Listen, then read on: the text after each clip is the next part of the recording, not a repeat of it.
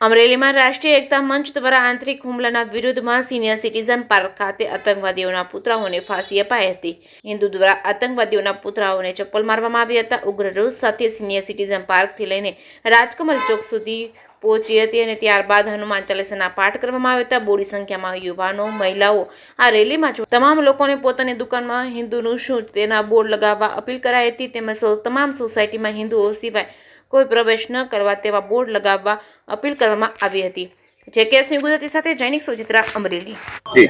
રાષ્ટ્રીય એકતા મંચના માધ્યમથી જે પહેલગામમાં જે આતંકવાદી હુમલો થયો છે અને ખાસ કરીને જેણે ધર્મ પૂછીને હિન્દુઓની હત્યા કરી છે એની સામે રોષ વ્યક્ત કરવા માટે આજે અમરેલીની સમગ્ર પ્રજા અહીં સિનિયર સિટીઝન પાર્કમાં ભેગી થઈ છે અને અહીંથી અમર જ્યોત જવાનમાં જઈને પુષ્પ જેને શ્રદ્ધાંજલિ આપી આ જીવાત્માને પરમ શાંતિ મળે પ્રાર્થના કરવાના છે અને આની ઉપર જે આતંકવાદી હુમલો થયો એની સામે કડકના કડક કાર્યવાહી થાય એવી માંગણી કરી છે। મજબૂતભાઈ બસિયા, આંતરરાષ્ટ્રીય હિન્દુ પરિષદ અમરેલી। આજે હિન્દુ એકતા મંચ દ્વારા જે જમ્મુ કાશ્મીરમાં જ્યારે પૂછવામાં આવ્યું કે તમે કોણ છો તો કઈ કીધું હું હિન્દુ છું અને તરત જ એમની ઉપર ગોળીબાર કરી અને એક આ હિન્દુ સમાજને ટાર્ગેટ બનાવી અને એમની જે હત્યા કરવામાં આવી છે એમના રોષ સ્વરૂપે આજે અમરેલીમાં તમામ હિન્દુ લોકો સંગઠિત થઈ સિનિયર સિટીઝન પાર્કથી લઈ અને રાજકમલ ચોક સુધી ખૂબ સરસ આક્રોશ રેલી કાઢી છે અને તમામ અવસાન પામેલા આત્માઓને શ્રીરામ શાંતિ અર્પે એ માટે 2 મિનિટ મૌન રાખી હનુમાન ચાલીસા કરી અને ભગવાનને પણ પ્રાર્થના કરવામાં આવી છે।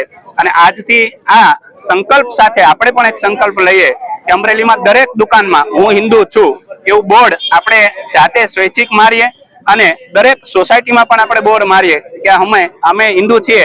આ વિસ્તારમાં કોઈ અન્ય લોકોએ હિન્દુ સિવાય કોઈ વેપારીઓએ આવવું નહીં।